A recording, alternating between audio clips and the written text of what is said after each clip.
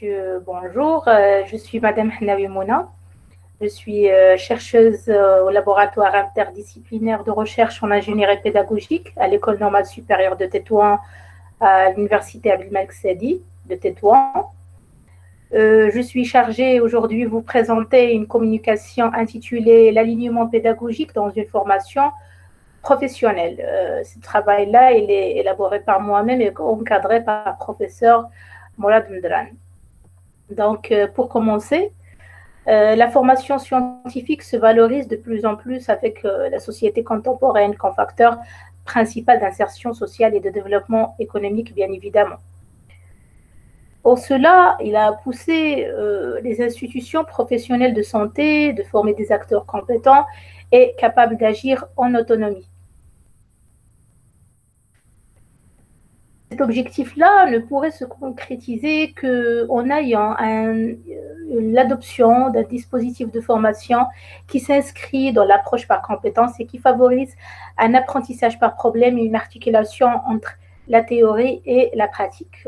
Donc, le respect d'un alignement pédagogique entre le référentiel de formation, le descriptif et les outils didactiques d'enseignement, apprentissage et d'évaluation s'exige. Donc, en parlant du concept d'alignement pédagogique, donc on va se demander exactement quelle est la finalité ou l'émergence ou la définition du concept. Eh bien, il s'agit, comme vous voyez, d'une certaine cohérence entre les objectifs d'apprentissage ou bien les compétences, si jamais on a recours à une formation professionnelle, et puis cette cohérence entre les objectifs d'apprentissage, les activités pédagogiques et les modalités d'évaluation. En parlant d'objectifs du cours, eh bien, le fait de présenter les objectifs d'un cours a en moins de fonctions essentielles. Une fonction d'orientation et une autre fonction d'apprentissage. Aussi, dans le cas de compétences à développer, eh bien, de nombreuses études ont montré que la présentation des objectifs sous la forme d'une description explicite des compétences attendues de l'étudiant l'aide dans son processus d'apprentissage, bien évidemment. Et on va se demander aussi sur la place et le rôle d'enseignant dans cet alignement pédagogique. Eh bien, le fait d'organiser l'enseignement et puis d'organiser l'enseignement des notions qu'il a annoncé viser et dont il veut vérifier à la maîtrise, l'enseignant ainsi, il aligne les objectifs et les méthodes et les évaluations de son cours. Donc, passant d'un petit aperçu d'une scénarisation pédagogique qu'on a effectuée, vu qu'on est enseignant à l'Institut supérieur des professions infirmières techniques de santé de Tétouan, eh bien, c'est une scénarisation de la première séance du cours de planification familiale qui a été destinée au profit des étudiantes de l'option santé de famille, santé communautaire. Et bien, comme vous voyez ici, c'était premièrement la première séance. Eh bien, on l'a exposée ici devant vous, puisque déjà, vous voyez ici qu'elle a duré 2 heures. Comme vous le voyez ici, on l'a exposé devant vous puisqu'il s'agit de la première séance. Eh bien, elle visait la clarification de l'émergence des concepts en rapport avec le cours et puis il visait un aperçu général afin de situer l'étudiant sur l'historique de l'implantation du programme national de planification familiale et puis de faire voir l'étudiant, le faire découvrir les orientations du programme national de planification familiale. Eh bien, les activités didactiques qu'on a fait ou qu'on a élaborées durant cette séance, puisque c'est la première séance, eh bien, elle exige la prise de contact et puis la réalisation d'un contrat didactique. Quand on parle d'un contrat didactique, eh bien, il s'agit tout d'abord de recueillir les propositions des étudiants sur l'approche qu'ils se sentent à l'aise pour la développer durant tout le processus du déroulement du cours. Et puis, on a amassé leur objectif spécifique par technique focus group par rapport toujours à cet élément-là de module. Et puis, on a présenté la scénarisation pédagogique de tout le cours, ça veut dire les éléments du cours et puis les compétences que ce cours vise à la fin de ces compétences qui doivent être développées bien évidemment par les étudiants. Et puis, bien évidemment, avant de commencer d'exposer les premiers concepts en relation avec le cours, il a il a été utile ou bien il s'est imposé le fait de faire un diagnostic des conceptions des étudiants en rapport avec le savoir à enseigner planification familiale. Parce que sans prendre en considération les conceptions des étudiants, eh bien, un enseignant ne pourrait bien évidemment réussir ses pratiques d'enseignement.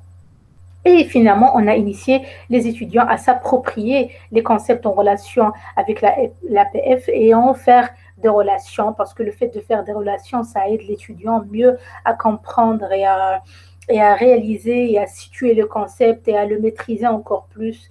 Et ça, c'est la première étape pour développer des compétences en parallèle et vis-à-vis la discipline ou bien l'élément du module. Et bien, en ce qui concerne les outils didactiques utilisés, bien évidemment, c'était la scénarisation pédagogique du cours et la scénarisation de la séance aussi, le questionnaire qui a été élaboré afin de diagnostiquer les conceptions des étudiants vis-à-vis la planification familiale, et puis la technique de focus group afin de ramasser et d'amasser les besoins spécifiques des étudiants vis-à-vis le cours, le fichier PPT quand on a exposé bien évidemment la scénarisation, et puis le programme national de planification familiale qui situait les étudiants par rapport au cours, et puis la technique brainstorming comme ça pour avoir